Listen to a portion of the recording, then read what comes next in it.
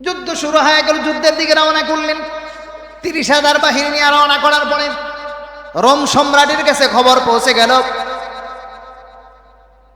30,000 বাহিনী, রোম সম্রাট 40,000 বাহিনী প্রথমে পাঠাইছেন। 40,000, তার তোর বাহিনী লক্ষ লক্ষ বাহিনীর অভাব নাই লোকের, কিন্তু 40,000 বাহিনী পাঠায়া সিরিয়ার তামা এলাকায় যখন পৌঁছে গেল, নবীজি আগেই জানাই দিয়েছেন তাবুক প্রান্তরে আমরা হাজির হব।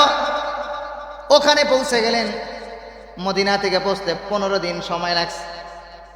15 দিন ওটার ঘোড়ার হাইটা 15 দিন সফর করে যখন তাবুক ময়দানে হাজির হয়ে গেলেন, না না, রোম সম্রাটের কোনো বাহিনী দেখা যায় না।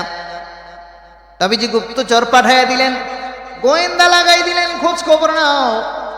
না না, গোয়েন্দা বাহিনীও কোনো খোঁজ খবর পায় না।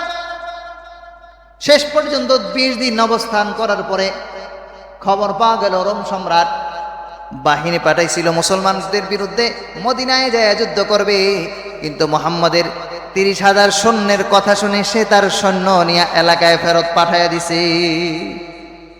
কোন যুদ্ধ বিগ্রহ ছাড়াই শুধু সাহসিকতার পরিচয় দেওয়ার কারণে রোম পারস্য এত বড় শক্তিশালীও সে তার বাহিনী নিয়ে বাড়িতে গেছে গা।